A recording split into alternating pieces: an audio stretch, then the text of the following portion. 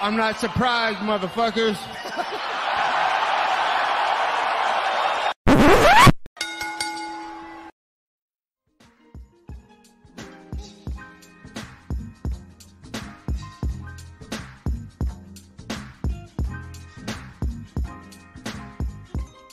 What is up, ladies and gentlemen? Welcome back to the Courtside Soundoff podcast. Once again, I'm Josh Evanoff. As always, welcome by the one and only man of the hour, too sweet to be sour, future Jiu-Jitsu world champion, Angel Ortega. Boys, it is a packed week for news, Bellator, UFC, even some fan questions, because, ladies and gentlemen, it is Angel. You want to do a drum roll? You want to do a drum roll for me, Angel? I don't know how I'm going to do this. All right, never mind. It's episode 200, boys. You just think I completely. Am I a shitty person for forgetting that now? I was thinking about it on the way from work to here, but I didn't think about it in the moment before the podcast. I don't think it's shitty. I think it's all right. I think it's all right because we got fan questions, we got news, we got everything to talk about. I'm a bad person, Josh. Huh? I think I'm a bad person, dude. I forgot. You know what? That's all right. That's why did you? That's all right, man. That's all right. We've all been there. You know, we're all forgetful. But I don't know. I'm ready to go. I'm excited for this episode. Episode 200, very big deal. We've got a lot of stuff to talk about. I'm obviously caffeinated. I'm fired up. Thanks to Rogue Energy, RogueEnergy.com. Fantastic sponsor of the show. Code Soundoff at checkout for 10% off. Keep me fired up, keep me going through the day, man. Obviously, I got a hard job. You know, you guys are out there busting your ass on the field. I'm at home. I write about MMA. You know, really, really tough job. But whenever I want to cool off, I'll do the exact opposite of Rogue Energy. I'll take some ELYXR Delta 8 with code Soundoff. You can get some as well. They are the leading distributor of Delta 8, 9, and 10 products. They also have great HHC. I believe they introduced mushrooms as well to their site recently. Fantastic sponsor. Code Soundoff for 10% off there as well. Feel free to go ahead and show both of those sponsors some love. Angel, look, man, a bit unorthodox the way we're going to go ahead and go about the show this week because, look, man, this Saturday night will be the conclusion to the career of the GOAT in a lot of people's eyes, or at the very least one of the greatest fighters to ever compete, the heavyweight GOAT at the bare minimum. Bellator 290 going down from the Kia Forum in Inglewood, California. Fedor Emelianenko, the last emperor, the former Pride champion. I mean, had one of the greatest runs in MMA history. I believe he started off like 34-1, and that one loss he avenged, and it was due to like a cut. I mean, just an unreal run. But that was in his prime. He's now 46. I almost said 45. He's 46 years old.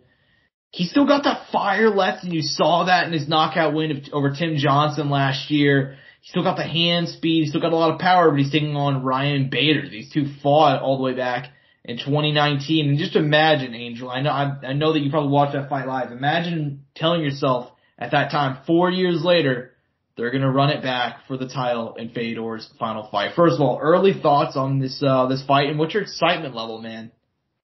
Man, you know, a lot of times with these guys who are older and legends, you know, there's these fights that are just like don't make sense or anything, or it doesn't seem like they don't really have a choice when it comes to it. But I think the one thing about this, and we talked about it, I don't know if we talked about it off air or on air, Josh, but the number one thing about this fight between these two guys is the fact that Fedor wanted this fight.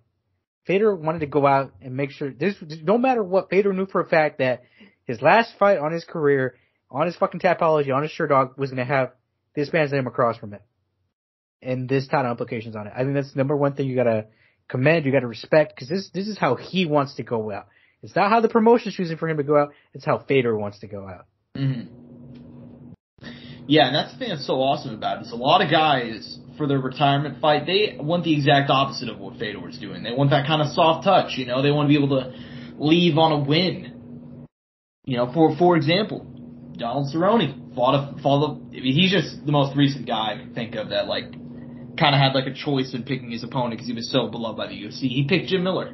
That's what he wanted for his final fight. Prior to that, he wanted to fight Joe Lozon. He wanted a fellow legend, you know. Fedor Emelianenko wants to fight the heavyweight champion, you know, like, before that, he wanted to fight a guy, Tim Johnson, that like did not have huge star power, but had beaten his protege and was a ranked guy, ranked number 2 at the time. I mean, Fedor, even at age 46, he still wants to be the best on the planet, and you gotta respect that fire, man. He's got that dog in him that just does not leave. You can't teach that shit, Angel. You can't teach it. But look, man, in terms of the fight itself, this is very interesting. This fight's more interesting the first time it happened. It's kind of weird, right? Because last time this fight happened, Fedor lost in 40 seconds, and it's kind of crazy to think about that people actually want to see it again. But that's kind of without the context, because Fedor was really sick that night, apparently. Since then, he's gotten a couple big knockout wins. Bader, the big thing is he's kind of slowed down a little bit, man. I mean, he's still good, and I think heavyweight is his best weight class, but he has clearly slowed down. He's had a couple losses at light heavyweight since he fought Fedor. Is the fight more interesting to you now, given all the time that's passed, and the fact that obviously Fedor is 46, but Bader's getting up there too. I believe he's around 40. Is the fight more interesting now than it was for the first time around? I mean, look, at the time, wasn't that during the Grand Prix they were having their tournament, right? Correct. And I mean, obviously that lead up and everything was kind of cool. And look, maybe at the time, if they would have ran it back a little sooner, maybe it wouldn't have been as interesting. But like you said, some time has gone by. The meat has marinated. It's time to put it on the grill and feed it to the people. And this is it. And like we mentioned, and like I said at the start of the show, obviously, how he's going about it, how he wants it. It's his terms, no matter what, he is making this decision. And I think that's the most important thing. And, fuck, man. I mean, like we said, we're not gonna, question Ryan Bader's skills, whether he's older or not. I mean, he is the heavyweight champion in Bellator, he earned that right. And he beat Fedor's protege, the guy he's coaching, the guy he got ready to beat Bader. And, Bader took care of that. So now the teacher has to come in himself and give a little lesson to the class and show him what's possible. And that's a good way to put that, because is it possible? Do you think Fedor Emelianenko, 46 years young, do you think on Saturday night he will end his career as Bellator heavyweight champion? You can dream, right? Obviously, I'm gonna be realistic with us. I like, always like picking the legends. But with that being said, it's heavyweight, Josh. Anything can fucking happen. These guys always carry power, whether they're young, old, slow. The power will always be there. First, second, third, fourth, fifth round. It's there. And, fuck it, man. Obviously, I feel like the safe route is Ryan Bader. But, Josh, it's Fedor fucking Emelianenko. And there's something that we've talked about a lot in private. And we said, look, I refuse to believe this man is taking this fight without knowing something.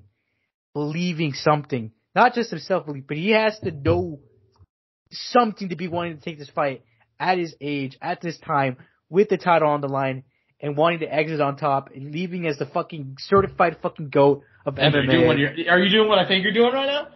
Josh, are you doing what I think you're doing right now? Josh, I'm picking Fedor fucking Emelianenko, man. Fedor. The last emperor. Fedor fucking Emelianenko. By the way, you gotta wear the shirt that night, right, Josh? Oh, of course. I mean, getting his 41st victory. You think he does? You think he ends his career as heavyweight champion? How do you think he does it? You think knockout? I think he has to do it in knockout, Josh. It has to be devastating fucking fashion. Yeah. That's how I feel about it. I mean, he's got to get that finish. He's got to get it early. Bader still has really good cardio. I mean, he's had some good wins, man. Czech Congo, Valentin Moldavsky. I mean, he lost a couple fights at light heavy, but like at heavyweight, he still seems to be a good, like a really competent guy. Like people really sleep. I still feel like people don't entirely respect Ryan Bader, But here's what it comes down to. Fedor Emelianenko has never lost a rematch. On a rainy day, Josh. Huh? On a rainy day in September. Yeah, right? Look, we're doing an ESPN stat right now. Fedor Emelianenko has never lost a fight after eating a double cheeseburger at 4:30 p.m. on the day that he will compete.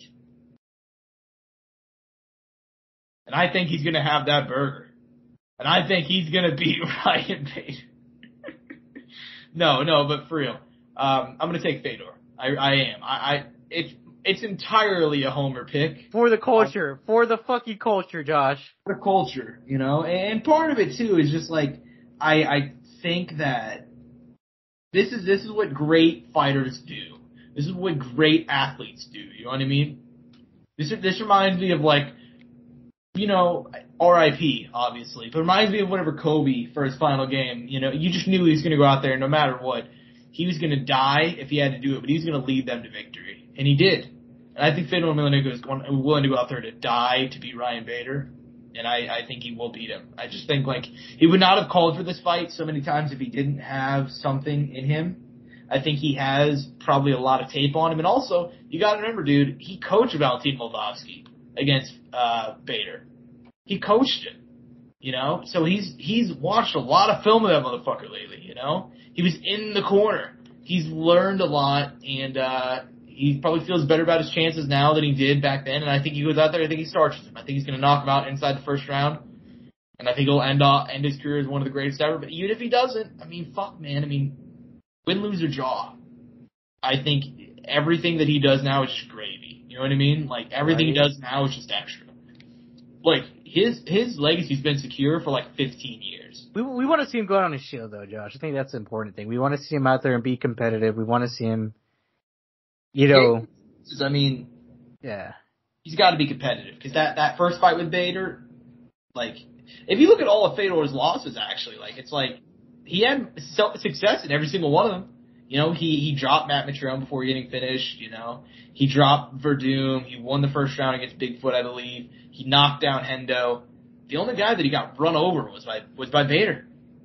And that's partially why I'm picking him for the rematch. I just don't think it's going to happen again. So, you know, that's how I feel about it. But, look, man, the co-main event is arguably as good as the main event. Hot take. Cause the co-main event's a fucking banger, dude. Originally it was gonna be Yoel Romero versus Vadim Nemkov. Damn shame that one had to get canceled, but they got another champion, Johnny Eblen, the human cheat code, Kansas City's own Johnny Eblen, could be taking on Anatoly Tukov. It's obviously a short notice fight, but dude, both of these guys are on incredible runs. Obviously, Anatoly Tukov got signed to Bellator back in 2017, has not lost since then, including some wins over names like Alexander Shlemenko and Gerald Harris. Meanwhile, Johnny Eblen, undefeated in his career thus far. He's 3-0 as an AME, 12-0 as a pro, and he obviously captured the title by just beating the dog shit out of Gegard Mousasi back in June. Very exciting fight. I mean, for me, this one's damn near pick'em, man. I mean, what do you think about this fight? I'm very excited for this one. In terms of just pure fights, this might be the best fight of the weekend. Yeah, no, I'm completely with you. I mean, fuck, man. Anatoly Tukov, he's getting a shot, man. He's finally, and I feel like he's deserved it for a while, Josh. You know, he's deserved that name. You know what I mean? Yeah. He's been held back from this.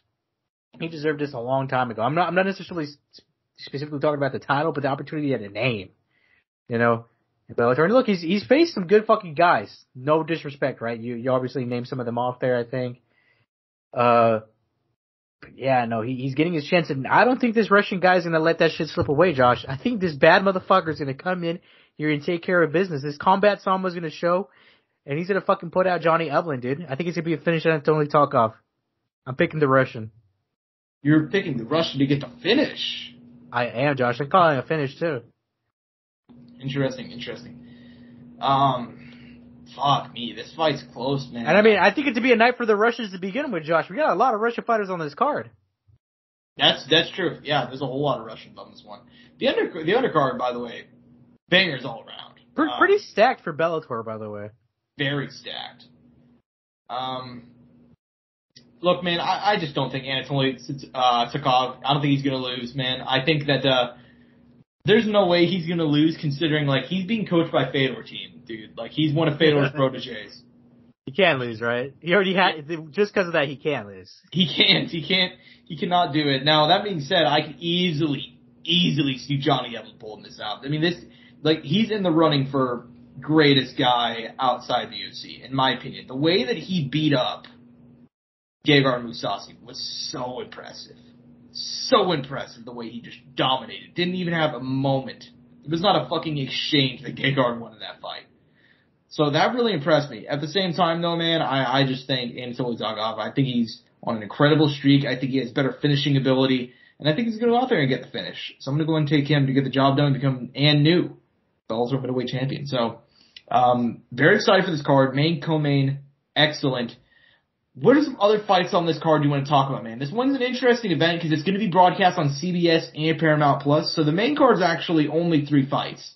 It's those 2 we just mentioned, and then Sabah Homasi and Brendan Ward, who might kill each other on national television. Which is crazy to me, Josh, because they could have put Neiman Gracie and Lorenzo Larkin in there, you know? Yeah, they could have, yeah. But I think they did the right call here, because that's I mean, all it's a action. stack 3. I mean, that's a stack 3. You're not wrong.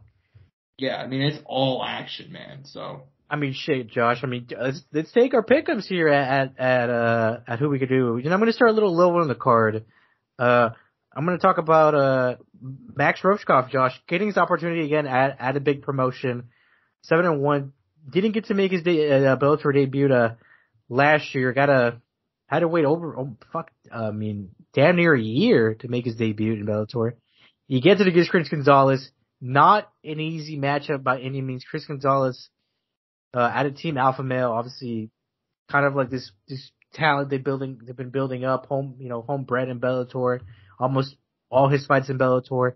Fought some good competition, but clearly wasn't ready for that high level yet. And guys like Uchi Yamamuchi and Usman Nurmagomedov. Mm-hmm. Yeah, man. I mean, shit. Sorry. Hold on. Give me 1 sec.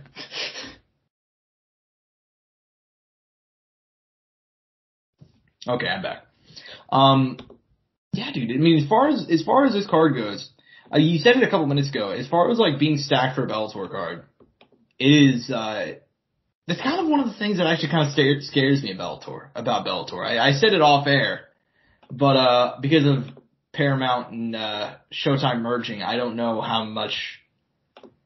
And considering there's a rumor that Bellator's on the market, that's a little bit scary. But yeah, this card is all around a fucking banger. I mean, we mentioned Salah Homasi, Brendan Ward. Dude, in terms of fights that I'm most excited for, man, I mean, the one on the undercard, Lorenz Larkin, man, Angel, we take a shot at that boy's name? Fuck, man, that's, Burkhamov. Muhammad Burkhamov. How about that? Yeah, that's gonna be a banger, dude. Lorenz Larkin is on an incredible run right now. These two actually fought. A lot of people know this. They fought back in July on the prelims of Bellator 283.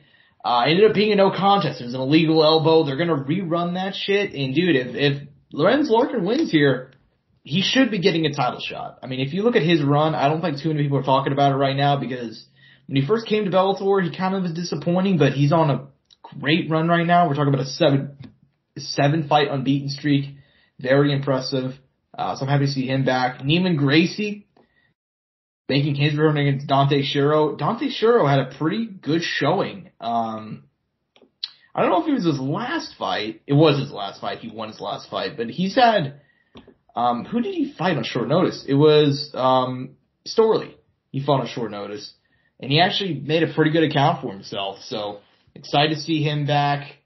Henry Corrales, a well-known name. Chris Gonzalez, Max Roshkov. Max Roshkov, I believe, unbeaten since leaving the UFC when they cut him that time, man.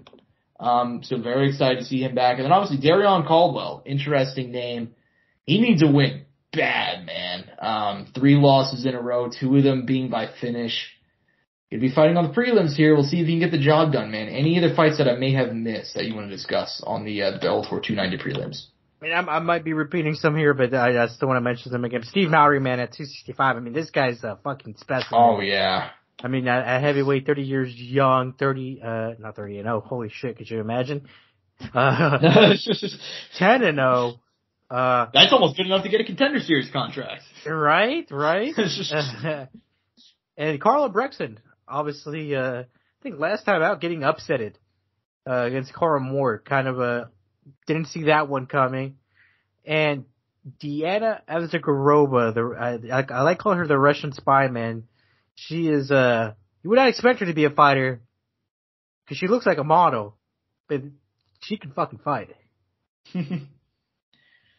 Yeah, man. I mean, obviously Alejandro Lara on the other end too. I mean, I'm very excited for her return. Huge fan of Alejandro Lara. She's had some great wins in the past, man. She's on a road streak right now, though. 3 losses in a row. She really needs this one. Should be a fun fight, though. I don't think Bellator would ever cut her. I mean, she's always pretty entertaining anytime she's on screen. So, yeah, man, she needs a win bad, though. So we'll see what happens there, man. But that's not the only MMA we got this weekend, Angel. Don't worry. I know that, sure, on one hand you have arguably the greatest fighter of all time fighting on CBS, a banger undercard, banger co-main, incredible fight opening up the card, and then a whole bunch of former champions. Or you can watch Derek Lewis fight Sergey Spivak at 1 a.m. Take your choice. I don't know, Josh. It's a hard pick. Hard pick, I know. So this card, we talked about it in the green room. It was supposed to be UFC Korea, but Korean Zombie got hurt, so they just said, fuck it, we're gonna put this card in the Apex, and then broadcast it at Korean time, so that way nobody really gives a fuck. Main events, Derek Lewis, Sergey Spivak. The guys were supposed to fight back in November, which then turned into Kennedy Njoku versus Ian Cutelaba in the main event. Greatest card of all time. Regardless, they're gonna go ahead and go head to head here, man. I mean, Sergey's on a pretty good winning streak. Derek needs a win. Give me your thoughts. Look, obviously, for me, a bit sour, right, that they decided to not still have the card in Korea. Personally, I just felt like it was just, I don't know, man. I feel like for the Korean fans, they deserve to have an event there. And for it to just be pulled under them just really fucking sucks. But look, man, Josh, I continuously and, insanely have repeatedly picked Derek Lewis on the show, and I don't think that will stop until Derek Lewis retires. Because I genuinely believe Derek Lewis can win any and every fight he's in. Yeah. He has that power, and that's not going to stop here. He looks like he's in good shape too, you know? Yeah, I think that's the big thing too, right? He's looking focused. He kind of like buckled down. He knows what's at stake here. Yeah, I feel like Derek Lewis, every once in a while we have these moments where it's like he'll lose a couple in a row, or he'll have like a losing streak, and it's like all of a sudden a video will come out and he looks like he's lost 20 pounds, and he'll just start knocking fools out again, you know? Like, I just think, I think Derek Lewis is probably, I don't want to say washed at this point in his career, but I think he is probably on the downslope. That being said, I think he'll still have enough to beat Sergey Spivak. I think style-wise, matchup-wise, Sergey's going to try and take this thing to the mat. And historically speaking, that just does not work unless you're Daniel Cormier against Derek Lewis. So Isn't it crazy that was the only guy, right, who's like... And short notice, too. Right. Derek Lewis. Yeah, not even Cyril Gahn decided to take him down, which who knows how that would have gone. No, I mean, we don't even know how good Cyril Gahn is on the mat, so... Right. Yeah, but anyways, I mean, the only guy to successfully grapple with Derek Lewis is, fucking, 2-time Olympian, double champion. So, I'm gonna go and take Derek Lewis to get the win here. I could see Sergey Spivak pulling off the win, though. I mean, he's on a great winning streak. Only lost to Tom Aspinall in his last 6 fights. 28 years young. He's a decade younger than him.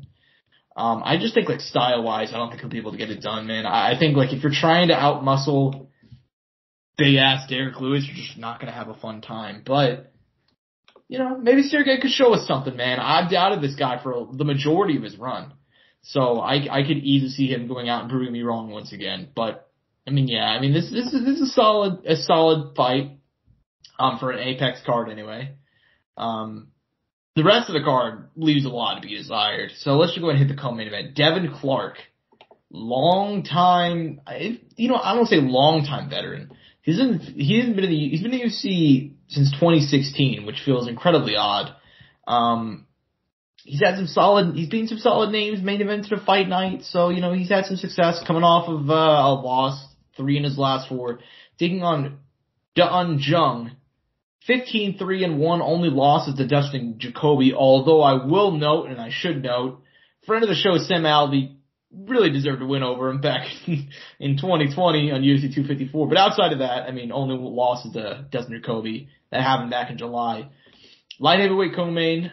These guys should put on a fun fight at the very least. What do you think, man?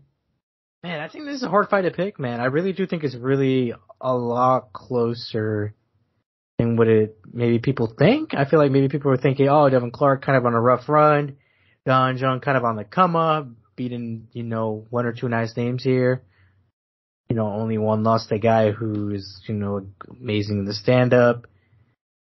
I feel like it's a pick-em fight, honestly, John. I think Devin Clark could come out here and, upset Jung on Jung, because I think Devin Clark is actually the underdog for this fight.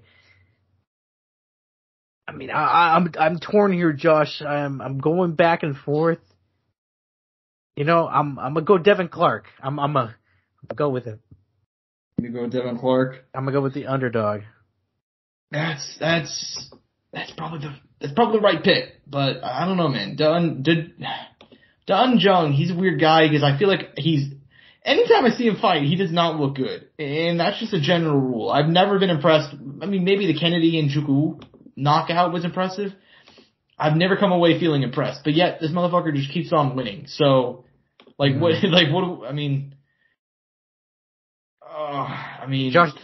what is to stop me, I'll go Devin Clark. I hope Devin Clark wins. How about that? This guy has that dog in him, so I'm hoping that he can have some success. I like the guy a lot.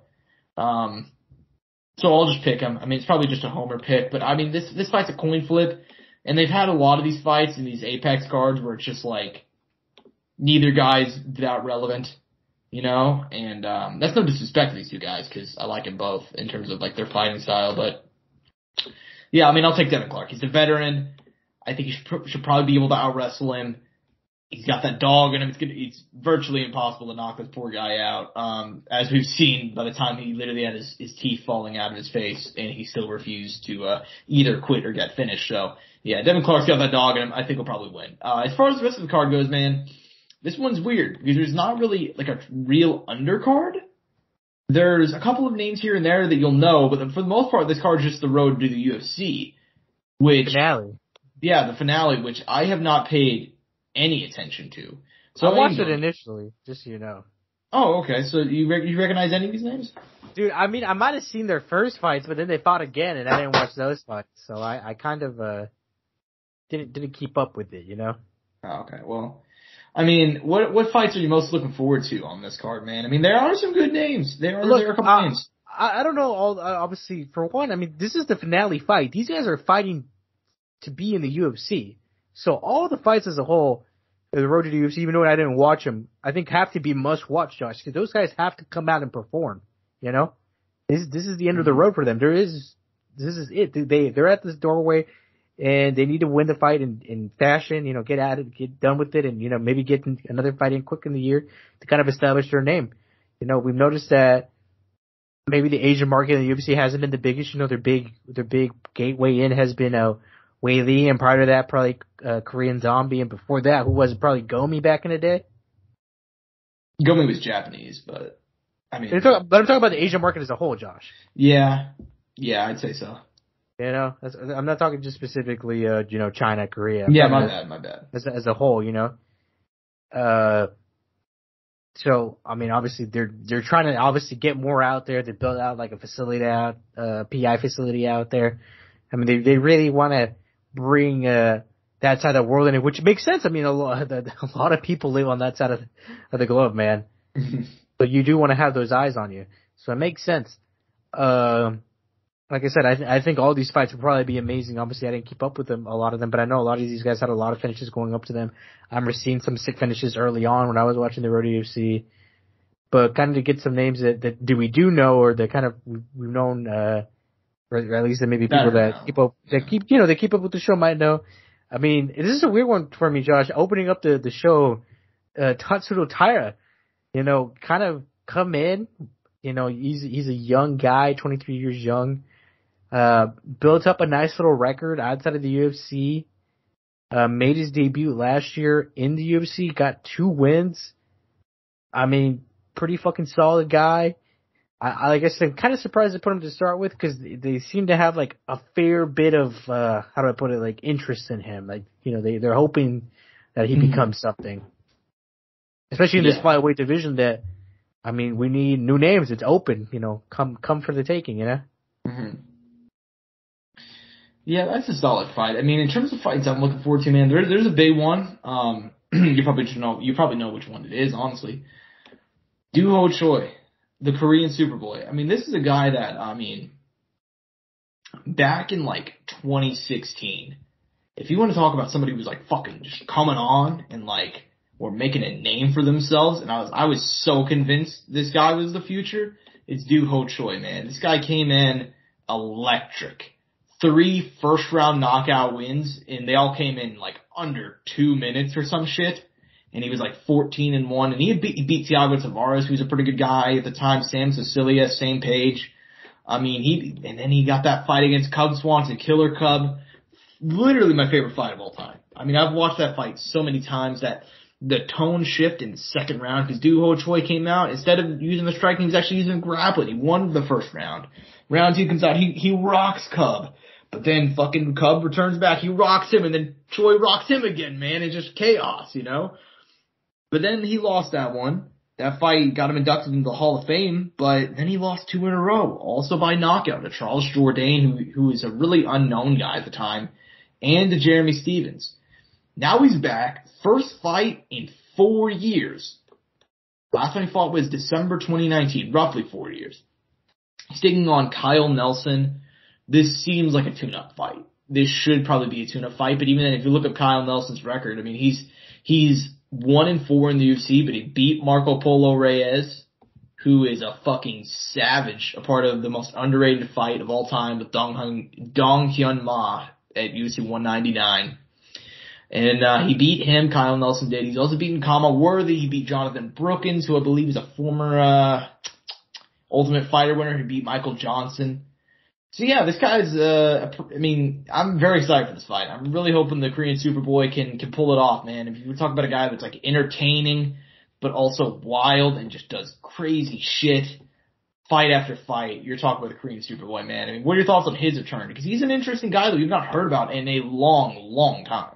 I mean, Josh, when I got into the sport, this is a guy you constantly brought up to me. You were like, he's like, my man, Doo-Ho Choi, I watched this fight, you were always kind of pointing me in his direction. Yeah. And then it didn't work out. I mean, but look, it's been years, he's lingered with injuries. There's a lot into it, and hopefully he comes back from it. He's a little older, maybe gain some knowledge, some extra experience. Who knows? Maybe we see a completely new man. Mm-hmm. Maybe more focused, more measured. Who knows? Yeah, I mean, I know that he did the Korean military service. I don't know if he did it during this hiatus, because I know that he had some injury stuff going on too. But yeah, he's just the pinnacle of a guy that like he's like a prospect that I was like, this motherfucker is just so good, man. But then just one thing led to another, and he just couldn't get on the right track, and that's so unfortunate. But he's still only 31, so he has time to put it together if he can go out there and get a win on Saturday. So we'll see. I mean, he's a very very entertaining guy, win, lose, or draw, so it should be fun. Other fight I do want to mention, Marcin Tybura versus Blagoy Ivanov.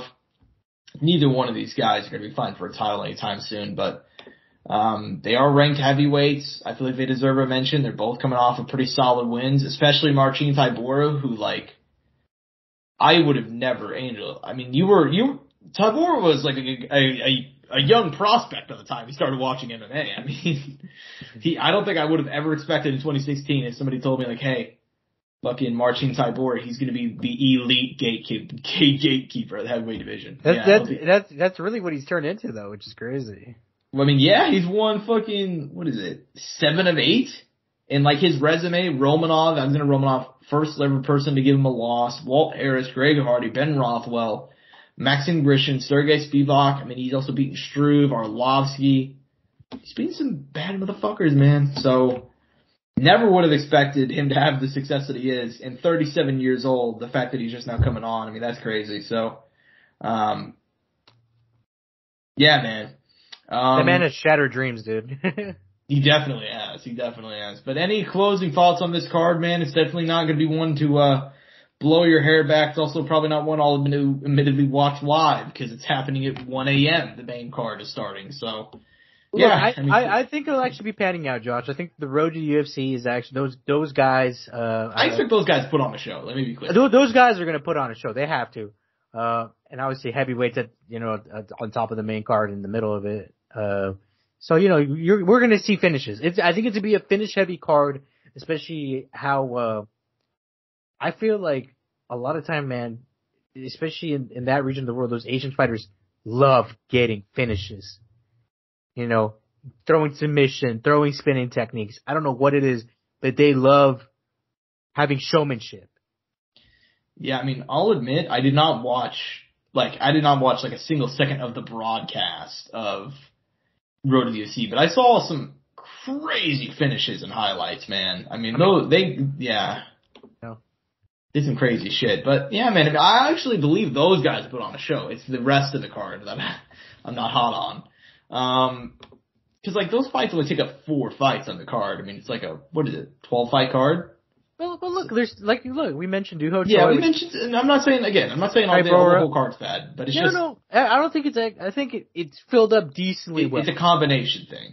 I think the thing that takes us away, maybe disinterests people a little bit, is the time slot and the fact that there's not any names a lot of people will know this card. Maybe there's like 1 or 2 names. And the casual will probably know like 1 name.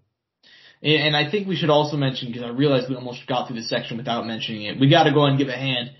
KC's own Laura Sanko, the first woman to make it onto the broadcast in the Zuffa era. Obviously, Kathy Long, I believe, is her name. She commentated UFC 1 alongside, I believe it was Jim Wallace and Jim Brown.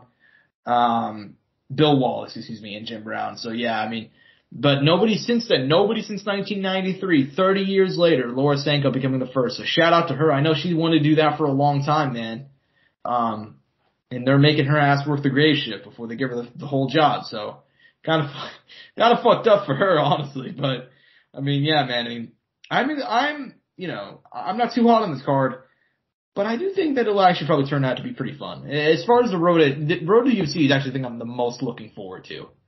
Because it's kind of like the Contender Series thing, where like the Contender Series week in, week out is so entertaining because these guys are fighting for their livelihood, like, they're willing to do whatever it takes to get there. So that's the type of stuff that I like to see, and they got that fire in them. But man, we got some news to talk about. In fact, we got a lot of news to talk about because Conor McGregor having, how can I put it? He's having a week, man. He definitely had a week. So the news broke last week that Conor McGregor was being charged, or at the very least, I don't know if it was criminal or just being sued, got accused of assault.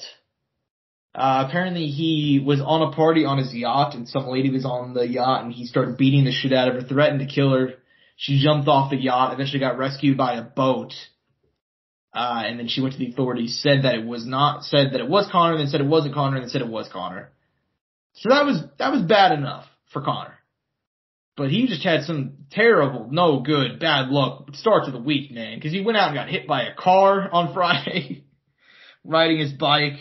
Thankfully, he did not get too hurt. But then another piece of news, Conor McGregor will be coaching the Ultimate Fighter. More than likely, from what I've heard, it is confirmed Conor is locked in.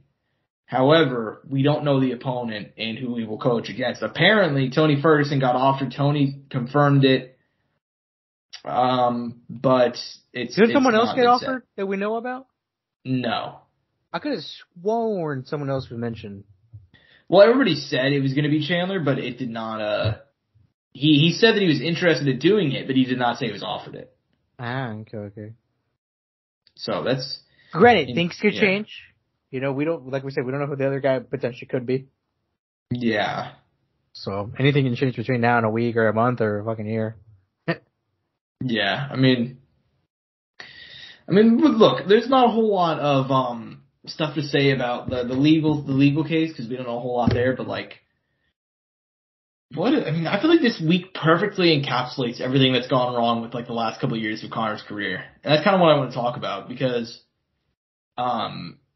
within a week span of having like those stories of like, oh, it's another legal issue, oh, it's this crazy ass thing that somehow happened to him. Oh, fight stuff! Yay! It's just like it feels like Conor's just in this weird fucking phase right now, man. Where it feels like he's getting close. He'll get one step closer to fighting again, and he'll take like 3 steps back. I mean, what do you think about that? And I feel like this kind of week perfectly encapsulates everything that's gone wrong with the last couple of years for him.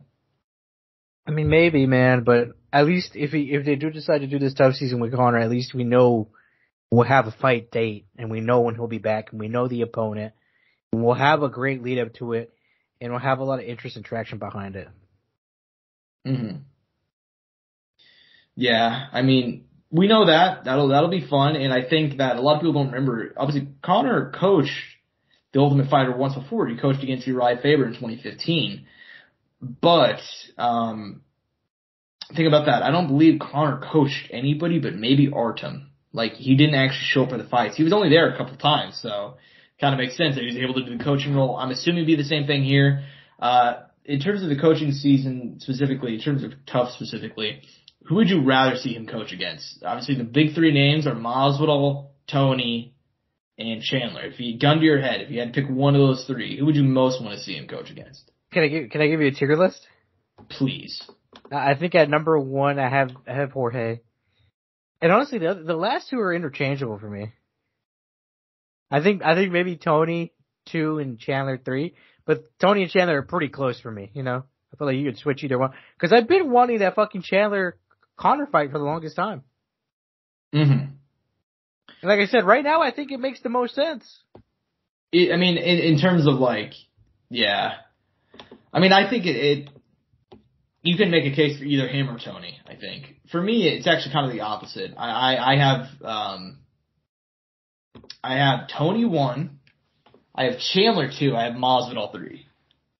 Because I think they can do that Masvidal fight, but preferably I want to do that shit later on when they both like won fights or they have momentum or something along those lines. Because like just kind of it feels like it's cold right now. That feud is cold, you know. I mean, I don't know, dude. Jorge's about to fight Gilbert Burns, so it might be cold. Exactly. That's why I don't think they should do it, you know.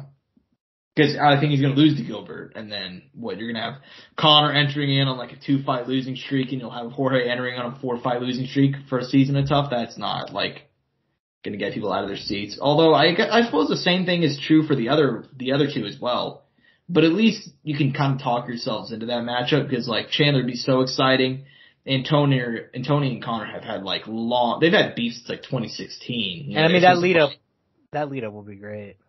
Yeah, that's why I want to see Tony, is because I think, if you want to find a fight for Tony Ferguson, it's probably going to be the most winnable one you're going to find in terms of a big name. Same thing for Conor. It's the most winnable fight that either guy can have, given their age, that's a big name and ranked. So, from that standpoint, it makes sense. And I also think there's a degree of things that they have unfinished business, you know?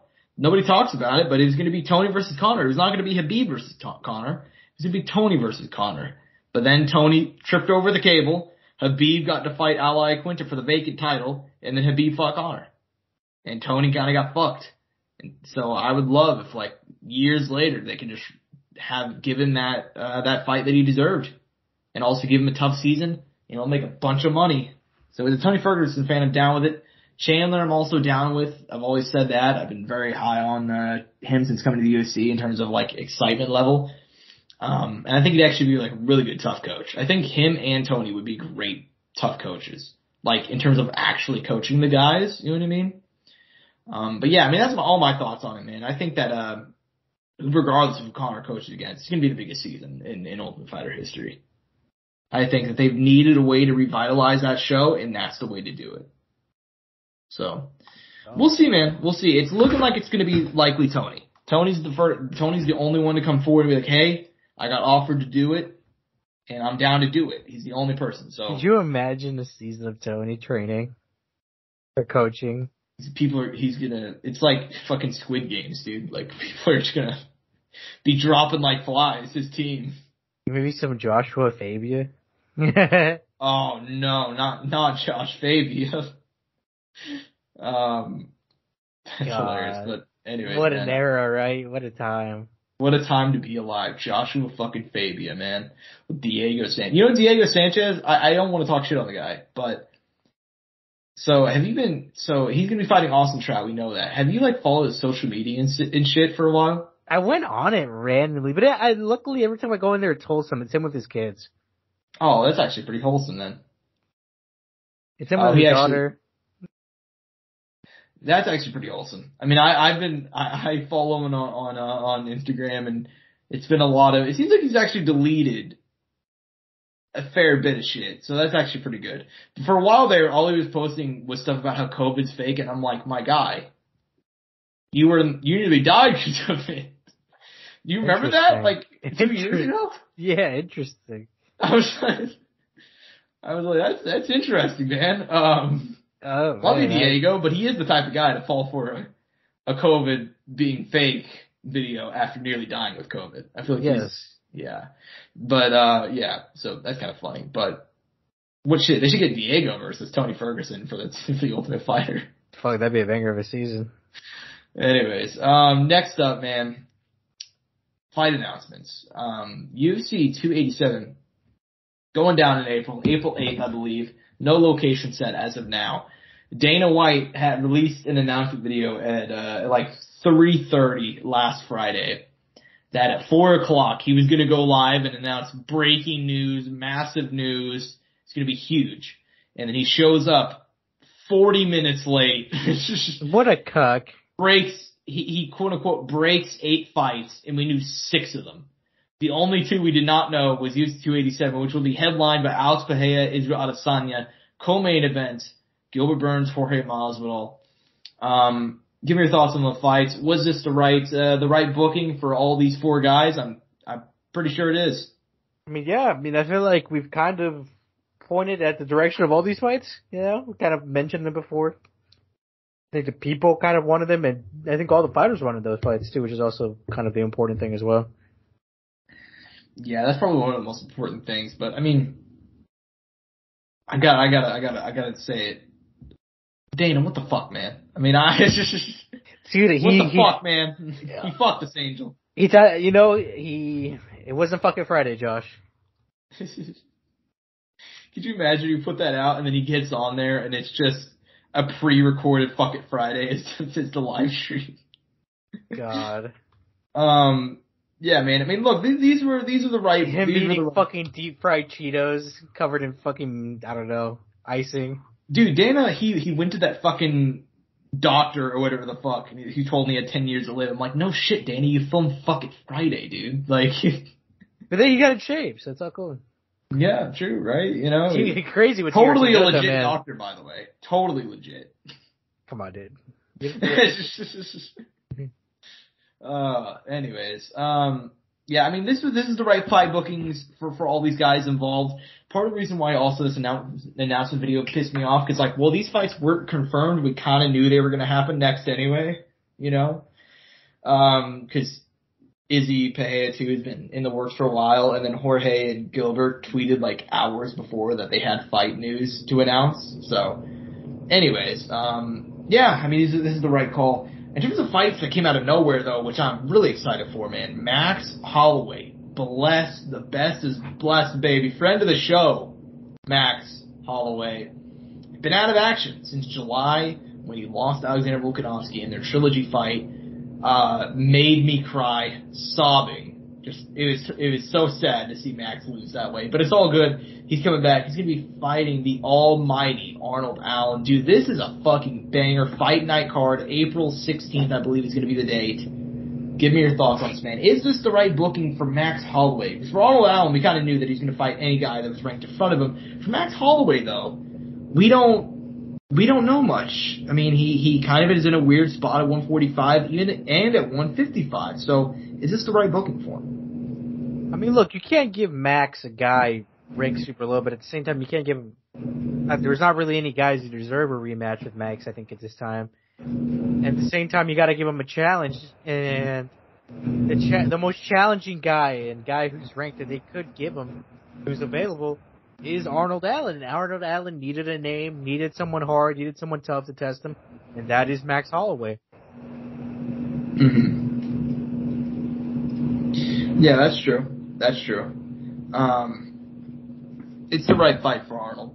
But for Max, man, he's in a weird spot. He's in a really weird spot. Obviously, featherweight's dominated by Volkanovski, but even then, if Volkanovski goes out there and beats Islam, it's like, fuck, man. Like, the fuck do you do at that point? So if there's a man that's going to be rooting for, well, I mean, actually, I don't know, man. I think it depends. Like, what do you think what do you think Alexander Volkanovski is going to do if he beats Islam Makhachev? Do you think he's actually going to try and be a double champion, or do you think he's just going to move up to 155 personally? Because we discussed this in the green room, and I said I think he's gone permanently. Look, he says supposedly that he wants to defend both titles. But do you believe him, Angel? I mean, I do. I think Volk's a very honest man. That's true. There's nothing wrong with being a nerd in a virgin. Right? Angel, come on. I mean, I think he's an honest man. I think he's going to defend both titles. Yeah, I mean, I like Volk too, man, but I just don't see it. I think, like, if you go out and beat Islam Makhachev, dude, like, fuck, you might as well just go ahead and stay up there. So, well, look, one big thing is he said he was doing this because he felt like there was no clarity right now at 145, and he said there was no clear opponent, so he's like, let him settle it, let me take care of my business, and then once all this settled and they're done fighting on the playground, I'll come back and clean up house.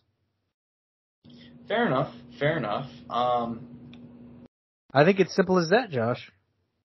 Yeah, probably. Anyways, man, I think it's probably about time to move on. I mean, in terms of, like, closing thoughts, beyond is this the right fight, it's a banger of a fight. So, yeah. I'm pretty fucking excited, man. Glad these guys are going to get main event. And by the way, it won't be at the Apex, Angel. They already confirmed.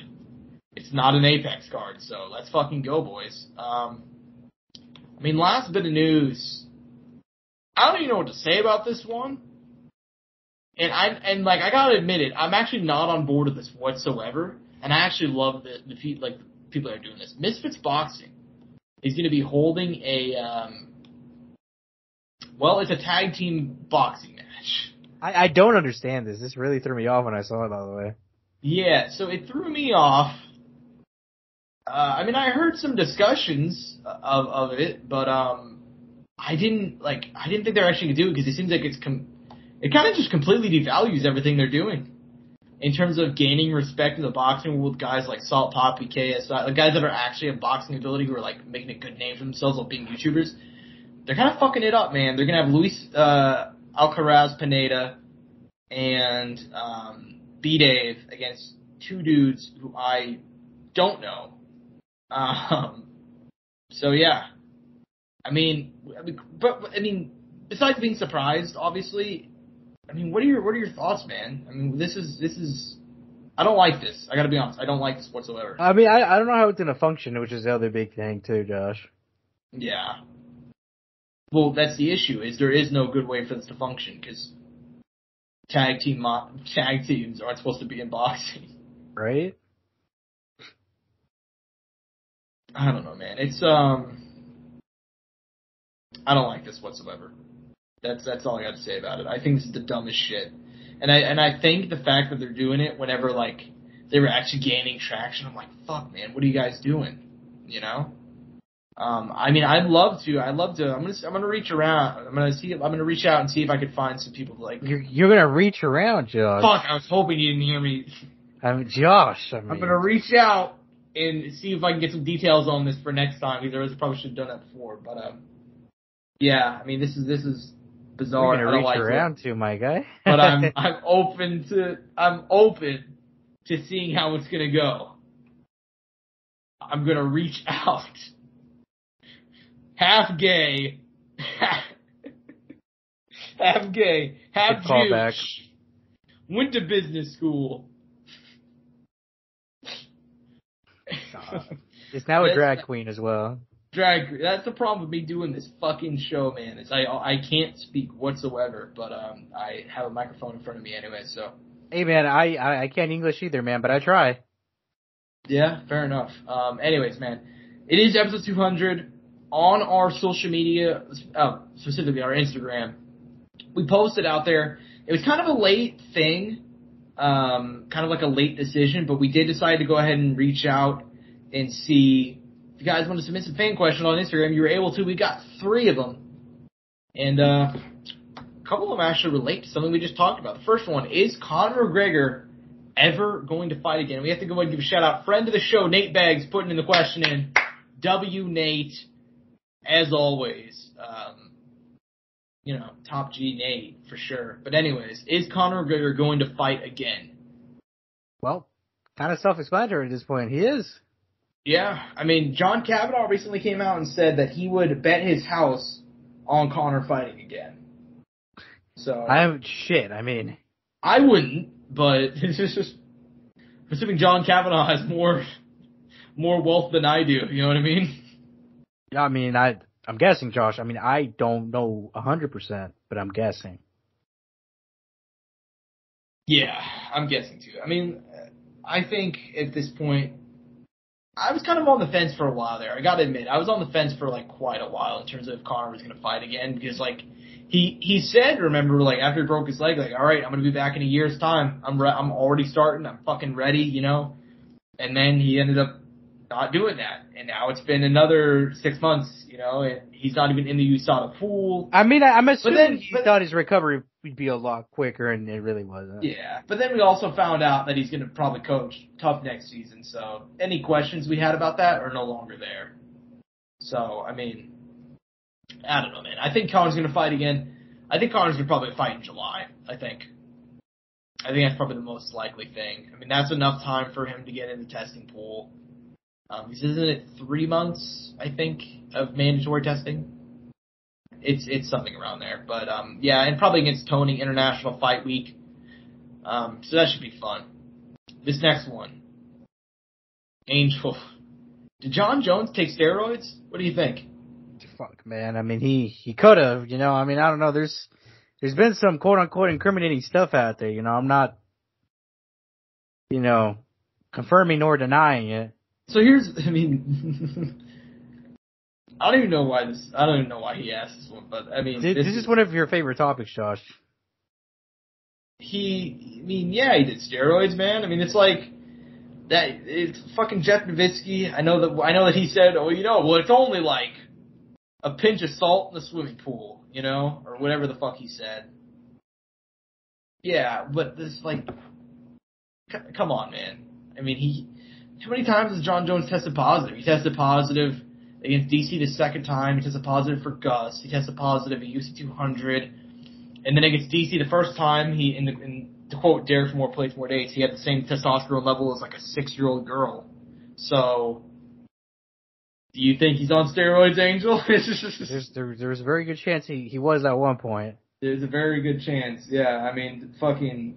It's a very highly Does likely. The sun rise in the morning? You know, does a bear shit in the woods? You know, do Latinas love me? You know, they do. Fair enough. Yeah, me too, man. Me too. Same page on that one. Yeah, I mean, in terms of final question, when are you all gonna get a studio or start using cameras, Angel? That's a good question. When are we gonna start doing that? I mean, I tried talking Josh into it. I pushed him a little bit. I talked about kind of the stuff we need in the financials. I just need the Courtside Soundoff credit card. The company card. You know, that Josh needs to approve the use of so I can use it. But, you know, Josh has been kind of busy lately, you know, talking to fighters, you know, celebrities. You know, he's kind of on a different level than I am. So. Oh, no, don't say that. You know, he has a little bit more clout than me, so. And, you know, he works very hard behind the scenes. You know, I obviously got to give Josh credit. He's working on the TikToks, working on the shorts. He puts in that fucking work, guys. He's the hardest working man in MMA media. I've said this time in and time out. I've said it at least once every year. Hardest working man in MMA media. in the fucking, writing and talking. This man works his fucking ass off, so, I mean, I get it. Josh is a little busy, so, talking about stuff like that is, a little below him, so I get it, but, we definitely have talked and flirted with the idea and wanted to do some projects. It's just kind of pulling the trigger on it and kind of, putting up the financial end of it. Yeah, I mean, ultimately, at some point, this show, the goal is always to have, or has always been to have one day potentially a show where we have cameras on us, we got mics, it's me sitting across from Angel, a la the JRE setup. Mm-hmm. And one day we're gonna make that happen. That day's not today, but we got a pretty good vision of it. We've, like I'd say, Josh, we're in pretty advanced talks about it. It's just a matter of us, like I said, putting up the bunny, getting it set up, doing a little test run, and kind of settling on if we are going to want to go forward with fully doing video format with the audio/audio with video, or if we want to, like, every now and then maybe do like special episodes where we'll do in person, maybe like me and Josh will only do, I mean, we haven't said this specifically, but like, for example, Josh, we only do in-person episodes for pay-per-views, you know, or big fights like, boxing or whatever, or, football, basketball, whatever it may be that we decide to do, or whatever we want to do in person. And then kind of leave kind of all the other podcast audio just online, whatever, over Skype, how we've been doing it for years now. And I mean, shit, we've done it for 200 fucking episodes. Clearly we're consistent at it. So, but who knows? Like obviously, we had, like I said, ideally the number one thing with this show is, and especially now that we're getting, the show has been growing since December. We obviously with the addition of TikTok, the shorts, the clips, all the new subscribers, everybody who's been coming in. Obviously, we want to improve the show, put out more content for the people who are, wanting more, who want to get more of us and, want to have it constantly, have something to watch and or listen to. So, the number one thing is obviously every year we want to improve the show a little bit. And we have, everything from, I'd say our Orange days of probably not bouncing off each other very well when we were talking during the podcast. And maybe at times having a lot of, dead radio time. And even then we do that now. Well, but the issue is that I just don't like talking now. I just don't like for talking to you, dude. Like, that's the problem. No. So, and obviously, like, audio quality has improved, learning about the sport, knowing more about the sport, learning more knowledge. I mean, all of that has played into a factor. I mean, you listen to those fucking dinosaur episodes, you kind of look back at these, you're like, fuck, man, it's night and day, which is good. That's what we want. We want the quality. Oh, yeah, I mean. we want the quality to be significantly better every time, and we want the shows to be better every time. So, I mean, I'd say that's a pretty in-depth view into that whole scope right there. Yeah, let me go ahead and add a couple things as well. Like, this show has like remained like relatively, like, we like kind of ease into changes. Like, I'm not sure if you guys noticed this, but like our show is like, if you go back to episode 1, we've changed a fucking lot, which makes sense considering it's been 3 years, 4 years, you know what I mean? Like, we've evolved as people since then. We have new interests, we're different people now, So the show's changed, but we talk about stuff all the time behind the scenes. Like, just because we don't discuss adding in cameras or little changes to the show on air does not mean we're not constantly working and constantly bouncing ideas off of each other. Like, that's kind of the whole point of having the podcast, is like we bounce stuff back and forth off air on potentially stuff and ideas that we have. Like, there are ideas that we have that are like concrete ideas that we just need to execute on, and not really concrete. Angel, I'm sure you know the idea I'm talking about. Like, we have like a really good idea that waiting to announce and,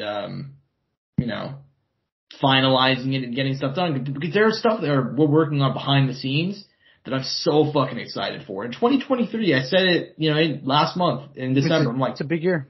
It's our fucking year, dude. Like, we're gonna kill this shit this year, and we've experienced a lot of growth on YouTube, on TikTok, on all social media platforms lately. We've had, something I gotta tell you off air, Angel, by the way, speaking of growth. But like, we've been killing it lately, man, and I'm very, very happy about that, and I hope that you guys stick with us for the future and so on and so forth, man. I mean, any closing thoughts? It's episode 200. If you want to reflect, Angel, I mean, what are your 200 episodes into this thing? Oh, man. Your closing thoughts, man. man, it's kind of, it didn't really hit me until now that you said it. Obviously, now that we're closing out the episode, this will be cemented as the 200 episode. Fuck, man, it's been fun. It's been fun talking to you fucking every week since high school about sports, about MMA. I don't want to get too lovey-dovey on the show, right, Josh? I'll save that for later in person. Just you and me at 10 in the morning watching a Cocaine Bear. But inside joke right there. On those, just hitting those Delta 8s before you go too. I mean, yeah, right. With the ELYXR code Soundoff. Right. Shameless plug. Sponsored. Hashtag ad. But yeah, no, it's been a fun ride, and obviously we're still here, man. 200 fucking episodes. It's so wild to me that we have talked for a fuck ton of hours, because it's not 200 hours. It's over 200 hours with, the 30-minute episodes, the 2-hour episodes, the 1 hour, 40-minute episodes. Yeah, I mean, most of our shows go over 1 hour, like well over. Like, I think last week was like an hour and like 20, maybe? Like, I don't have that off my head, but like we have way over 200 hours, dude. Like, dude, the last couple episodes, 123, 131, 111, 104, 106, 131, 137, 113. This episode, we've already gone for over an hour and 5. Like, it's just, so, yeah, man. I mean, when you put it in perspective, like, we've got some crazy, like, numbers in terms of how long we've been broadcasting. Yeah, and we're coming up on, our 3-4 year anniversary, something crazy of the podcast. Like, that's pretty wild in and of itself too, Josh. That's the other thing. Mm-hmm. Which that's coming up in a month, because we're about to be in February, and by the time this episode releases, it'll already be February. That's true. Yeah.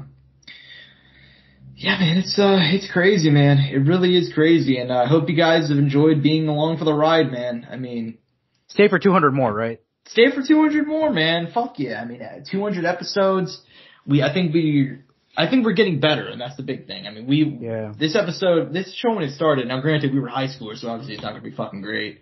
We had no clue how to, like, production, any of that stuff, but, yeah, we've clearly improved a lot since this show started, and I'm very proud of that fact, and I hope to, keep on improving and, just keep on getting better, man. And I hope that you guys keep on staying around.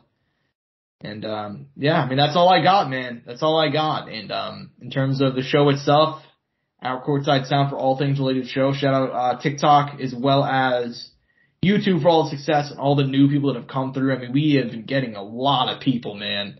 So I appreciate every single person who's come through, thanks to those 2 sites, and obviously Twitter at Courtside Sound. I'm at Josh Evanoff. He's at AngelTingersWere01. Hope you guys enjoyed, and thank you for sticking around for 200 episodes. Peace and butt grease. Mouse click.